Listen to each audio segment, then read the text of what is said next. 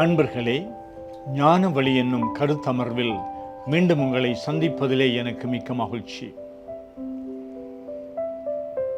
ஆண்டவர் இயேசுவினுடைய உயிர்ப்பின் விழாவிற்கு முன்னதாக நோன்பு காலமாக, தவக்காலமாக கிறிஸ்தவர்கள் இந்த 40 நாட்களை அருள் வழங்கும் காலமாக இறைவனையும் மனிதரையும், மனிதரையும் சக மனிதரையும் மீண்டும் மீண்டும் இணைக்கின்ற, ஒப்புரவாக்குகின்ற காலமாக அனுசரித்து வருகின்றோம். இந்த காலத்திற்கு பொருத்தமான லூக்கா நற்செய்தியினுடைய நூலிலிருந்து 15ஆம் அதிகாரத்தை நாங்கள் பார்க்கின்ற பொழுது,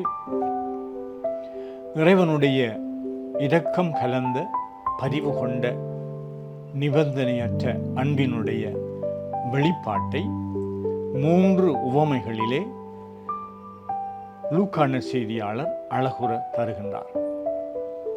ஒன்று, தொலைந்த மகன், தொலைந்த காசு, தொலைந்த ஆடு. இந்த தொலைந்த மகன், அதை ஊதாரி மகன் என்கின்ற உவமை மூலமாக இயேசு மக்களுக்கு காலத்தால் அழியாத ஒரு பெரும் செய்தியை கூறுகின்றார். சார்ல்ஸ் டிக்கன்ஸ் என்று சொல்லப்படுகின்ற உலக புகழ்பெற்ற நாவலாசிரியர்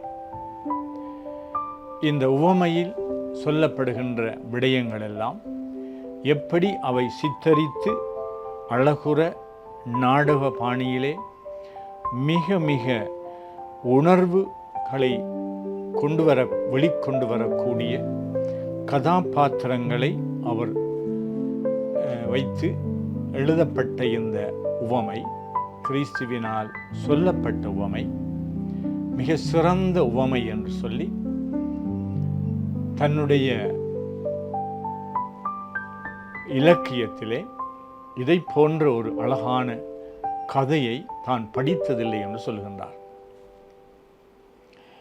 கிறிஸ்தவர்கள் எல்லோருக்குமே அறிமுகமான இந்த உவமையிலே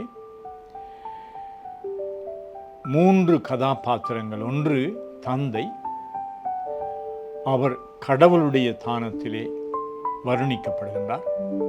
மற்றது இளைய மகன், ஊதாரித்தனமாக வாழ்ந்தவன். மூன்றாவது இந்த அவருடைய மூத்த மகன். இந்த மூவரும் 3 விதமான மக்களை அல்லது ஆட்களை பிரதிபலிக்கின்றார்கள். நாங்கள் இளைய மகனை பற்றி சிந்திக்கின்ற பொழுது, இளைய மகனுடைய ஊதாரித்தனமான வாழ்வு பற்றி சித்தரிக்க வருகின்ற ஆசிரியர் தன்னுடைய தந்தையிடமிருந்து பிடிவாதமாக, தந்தையினுடைய விருப்பத்திற்கு மாறாக தனக்கு உரிய அனைத்து சொத்தையும் முழுமையாக 100% அவர் பறித்து கொண்டு போகின்ற பொழுது அவர் தொலை நாட்டிற்கு போகின்றார். தொலை நாட்டிலே அவர் அந்த பணத்தை ஊதாரித்தனமாக விபச்சாரிகளோடும் இன்னும் பல்வேறு விதமான தீமையான வழிகளிலே அவர் செலவழித்து முடித்து விடுகின்றார். அதன் பின்பு அவர் பசி எழுகின்ற அளவிற்கு, அவருக்கு உண்ண கொடுப்பதற்கு, அவருக்கு உணவு தேடுவதற்கு யாருமே இல்லாத அளவிற்கு அவர் தனிமைப்படுத்தப்படுகின்றார். அடுத்து அவர் ஒரு பன்றி மேய்க்கின்றவருடைய அந்த இடத்திற்கு ஒரு தொழிலுக்கு போனாலும் அந்த பன்றிகள் சாப்பிடுகின்ற உணவை கூட அவருக்கு கிடைக்காமல் போகின்றது என்றால், அந்த யூத சமயத்திலே பன்றி என்பது மிகவும் கீழ்த்தரமான, அசுத்தமான மிருகமாக கணிக்கப்பட்டது. அந்தளவு நிலைக்கு அவர் போகின்றார். அந்த ஊர் முழுவதும் பஞ்சம் எழுகின்றது என்றால், இதைவிட அவருடைய பாவத்தினுடைய கனாகனம், தீமையினுடைய கனாகனம், அவர் ஒரு தண்டிக்கப்பட்ட நிலையிலே வாழ்க்கையிலே இதைவிட கீழ்த்தரமாக வாழ முடியாத அளவிற்கு தள்ளப்படுகின்றார். இப்படிப்பட்டு அவருடைய அந்த ஊதாரித்தனத்தினுடைய கனாகனத்தை இந்த உலகத்திலே வர்ணிக்க முடியாத அளவிற்கு அது வர்ணிக்கப்படுகின்றது. ஆனால் இந்த மகன் அப்பொழுது அவர் தந்தையிடமிருந்து உரிமையெல்லாம் பறித்து கொண்டு போனால் அவர் அந்த மகன் என்று சொல்ல முடியாது. அவர் திரும்பி வர வேண்டும் என்று திரும்பி பார்க்கின்றார் தன்னுடைய தந்தை. யார் இந்த தந்தை? தந்தையினுடைய இல்லம் எப்படிப்பட்டது? அங்கு பணியாற்றுகின்ற பணியாளர்கள் எப்படிப்பட்டவர்கள்? அவருடைய எல்லா விதமான அந்த அவருடைய நல்ல வாழ்க்கையினுடைய அழகையும் இனிமையையும் மகிழ்ச்சியையும் நிறைவையும் எல்லாம் சிந்திக்கின்றார். அவர் தன்னுடைய மனதிலே அவர் ஒரு திருப்பு முனையை சந்திக்கின்றார். தந்தையிடம் நான் திரும்பி போக வேண்டும் என்று அவர் தீர்மானம் எடுக்கின்றார். சுய அறிவு பெற்றவராக அவர் தீர்மானம் எடுத்து வருகின்றார். இவ்வளவும் அந்த ஊதாரி மகனை பற்றி சொல்லப்படுகின்ற விடயங்களாகும். சுய அறிவு என்பது மிகவும் முக்கியமானது. ஒருவர் தன்னுடைய வாழ்க்கையிலே முன்னேறுவதற்கு அடிக்கடி அவர் ஒரு சுய அறிவை பெற்றவராக, நான் யார், எந்த நிலையிலே இருக்கின்றேன், நான் இருப்பது சரியா பிழையா, நான் இன்னும் எந்த வகையிலே இருக்க முடியும், என்னுடைய வாழ்க்கையினுடைய எதிர்காலம் எப்படிப்பட்டதா, என்னுடைய கடந்த காலத்திலே நான் என்ன பாடங்களை படிக்கலாம் என்று சொல்லி இந்த ஊதாரி மகன் தகப்பனிடம் எதை சொல்ல போகின்றார் என்று ஆயத்தப்படுத்துகின்றார். அப்பொழுது அவர் தன்னுடைய தந்தையிடம் வருகின்ற பொழுது தன்னுடைய உள்ள கிடக்கையை அவர் வெளிப்படுத்துகின்றார். என் தந்தையிடம் போவேன், கடவுளுக்கும் உமக்கும் எதிராக நான் பாவம் செய்தேன், இனிமேலும் மகன் என எண்ணப்பட தகுதியற்றவன், உடைய கூலி ஆட்களுள் ஒருவனாக ஏற்றுக்கொள்ள முடியுமா என்று கேட்கின்றார். தன்னுடைய பாவத்தினுடைய, தன்னுடைய தீமையினுடைய, தன்னுடைய அசுத்தத்தன்மையினுடைய அனைத்தையும் ஏற்றுக்கொள்கின்றார். பின்பு அவர் மகன் என தகுதி இல்லை என்று அந்த நிலைப்பாட்டையும் அவர் துறக்கின்றார். அதையும் கைவிட தயாராக இருக்கின்றார். கூலி ஆட்கள் என்று சொல்கின்ற பொழுது அடிமைகளாக வேலை செய்கின்றார். மகன் என்ற நிலையிலே இருந்து கூலி ஆளாக மாறுவதற்கு அவர் தன்னை தாழ்த்தி கொள்கின்றார்.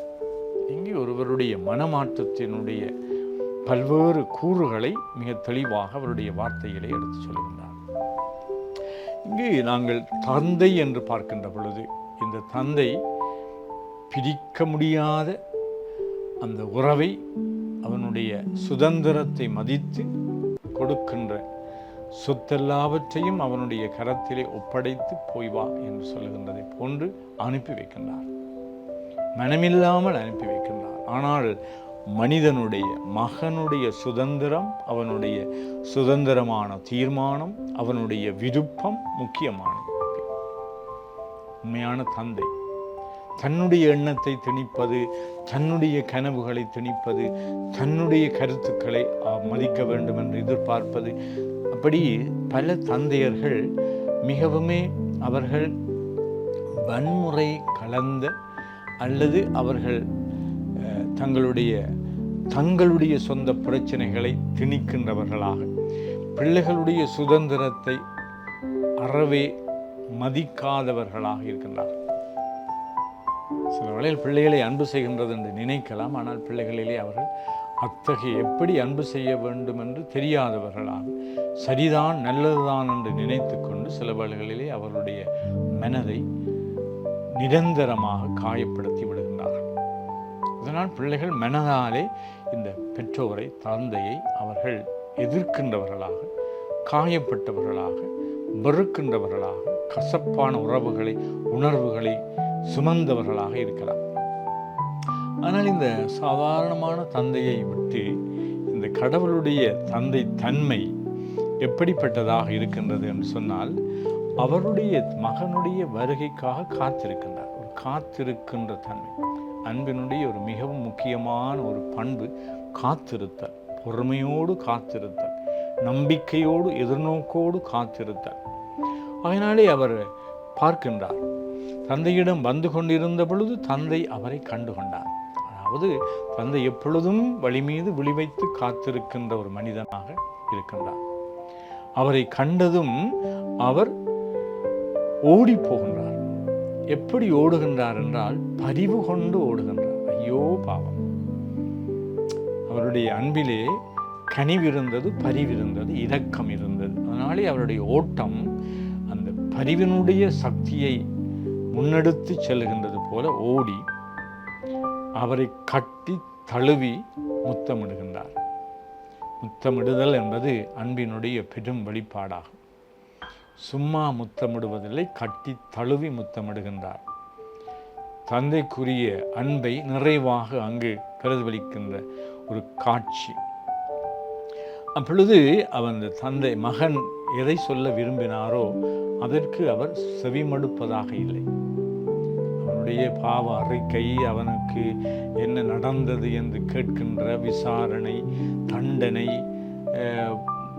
நல்ல பாடம் கற்றுக் கொடுக்க வேண்டும் என்ற அப்படிப்பட்ட இருமாப்பு எதுவும் இல்லாமல் அவர் தன்னுடைய ஊழியர்களை, பணியாளர்களை நோக்கி சொல்லுகிறார், முதல் தரமான ஆடை இல்லாமல் அளவுக்கு அவன் ஏழையாவிட்டான். ஆடை இல்லாத அளவுக்கு ஏழையா. முதல் தரமான ஆடை, ஒரு மகனுக்கு கொடுக்க வேண்டிய அனைத்தையும் மீண்டும் கொடுக்கின்ற முதல் தரமான ஆடையை உடுத்துங்கள். கைக்கு மோதிரம், காலுக்கு மிதியடி, இவைகளெல்லாம் ஒரு மகனுக்குரிய அணிகலங்களாகும். ஒரு மகன் என்றால் அவனுக்கு கையிலே ஒரு மோதிரம், காலிலே மிதியடி, முதல் தரமான உடை. அதன் பின்பு கொழுத்த கன்றை கொண்டு வந்து அடியுங்கள், விருந்து கொண்டாடுவோம். வெறுமனே ஒரு ஏற்றுக்கொள்ளுகின்ற ஒரு சாதாரண நிகழ்வு அல்ல, மறைமுகமாக ஏற்றுக்கொள்ளுகின்ற, பலருக்கும் தெரியாமல் இவரை எப்படி என்றது ஒரு பகிரங்கமான ஒரு அறிக்கை, எல்லோருக்கும் தெரியட்டும். கொழுத்த கன்று, வெறுமனே ஒரு கன்றை, ஒரு பெரும் விழாவுக்கு முன்னதாக ஒரு கன்றை அவர்கள், ஆட்டுக்குட்டியை அவர்கள் நல்லபடியாக வளர்த்து கொழுத்து அது நல்ல இறைச்சி கொடுக்கக்கூடிய கொழுத்த கன்றை அடித்து என்ன சொல்லுகின்றால், இறந்து போன மகன் மீண்டும், இறந்தவர்கள் வரமாட்டார். ஆனால் இது முழுமையாக உள ரீதியாக, உணர்வு ரீதியாக, ஆன்மீக ரீதியாக இறந்து போன இந்த மகன் மீண்டும் வந்து விட்டார். இறந்து போயிருந்தால் மீண்டும் உயிர் பெற்றுள்ளான். காணாமல் போனவர்கள், நாங்கள் எத்தனையோ ஆண்டு காலமாக காணாமல் போனவர்களை நீங்கள் சொல்லுங்கள். காணாமல் போனவர்களை கொண்டு விட்டீர்களா? காணாமல் போனவர்கள் எங்கே இருக்கின்றார்கள்? காணாமல் போகின்றது என்பது மனித மனங்களுக்கு மிகவும் வேதனை தருகின்றது. ஒரு தகப்பனுக்கு தன்னுடைய மகன் காணாமல் தொலைந்து போய்விட்டான், அவன் இறந்தானோ இறக்கவில்லையோ, இறந்தாலும் அழுது பிரலாபித்து அதை மறக்கலாம், ஏற்றுக்கொள்ளலாம். காணாமல் போகின்றது ஒரு பெரும் வேதனை, ஒரு மனதிலே ஆதங்கத்தை ஏற்படுத்துகின்ற, அளவுக்கு மீறிய கசப்பான அனுபவங்களை ஏற்படுத்துகின்ற ஒரு அனுபவமாகும். காணாமல் போயிருந்தவன் மீண்டும் கண்டுபிடிக்கப்பட்டுள்ளான், மீண்டும் கிடைத்துள்ளான்.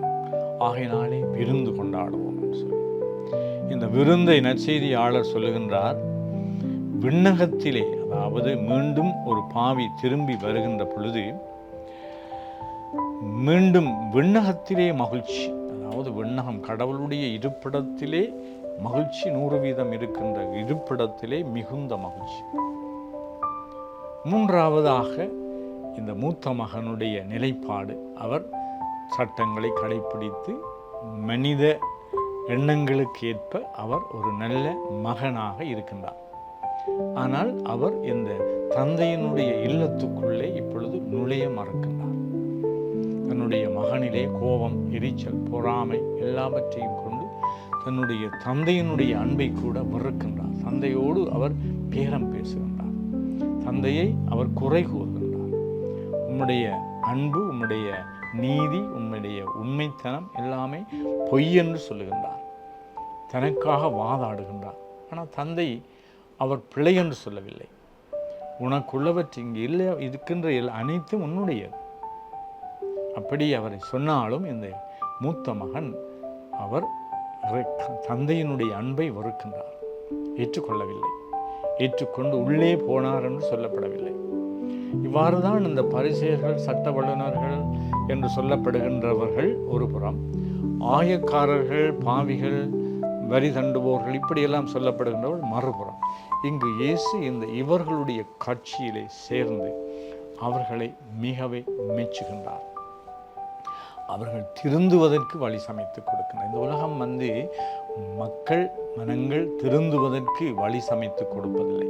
தண்டிப்பதும் பழி வாங்குவதும் அவர்களை இல்லாமலாக்குவதும் அவர்களை ஒழித்து கட்டுவதும் அவர்களை பற்றிய பெரும் தீர்ப்புகளை வழங்கி அவர்களை அவமானப்படுத்துவதும் நிரந்தரமாக அவர்களை தள்ளி வைக்கின்ற ஒரு தன்மையிலே இருந்து இயேசு ஒரு புதிய பாடத்தை படிப்பிக்கின்றார். நாங்கள் இயேசுவினுடைய இந்த போதனையை நாங்கள் உள்வாங்கி நாங்கள் எப்படி இந்த கருணை கொண்டவர்களாக இருக்க முடியும் எங்களுடைய குடும்பத்துக்குள், எங்களுடைய சமூகத்துக்குள், அல்லது நாங்கள் எங்களுடைய குற்றங்களை உணர்ந்து திரும்பி வந்து மீண்டும் எங்களுடைய வாழ்வை இறைவனுக்கு உகந்ததாக, மக்களுக்கு உகந்ததாக, ஒரு தூய்மையான வாழ்வாக, மகன் இறைவனுடைய பிள்ளைகள் என்ற உணர்விலே நாங்கள் வளர முடியும். அல்லது நாங்கள் இந்த மூத்த மகனுடைய இந்த தன்னுடைய ஆணவத்திலே, தற்பெருமையிலே, அகங்காரத்திலே தன்னை தனிமைப்படுத்தி கொள்ளுகின்ற இந்த மனமாற்றத்திலே நம்பிக்கை இல்லாதவர், அல்லது கவலையோடும் கோபத்தோடும் மன உளைச்சியோடும் வாழுகின்ற இவருடைய இந்த வாழ்க்கையிலே இருந்து கூட நாங்கள் எப்படி மனமாறலாம் என்று சிந்திப்பது இந்த தவக்காலத்துக்கு ஒரு பொருத்தமான சிந்தனையும் மன்றாட்டும் தியானமுமாக இருக்க வேண்டும் என்று ஆசித்து விடைபெறுகின்றேன். நன்றி.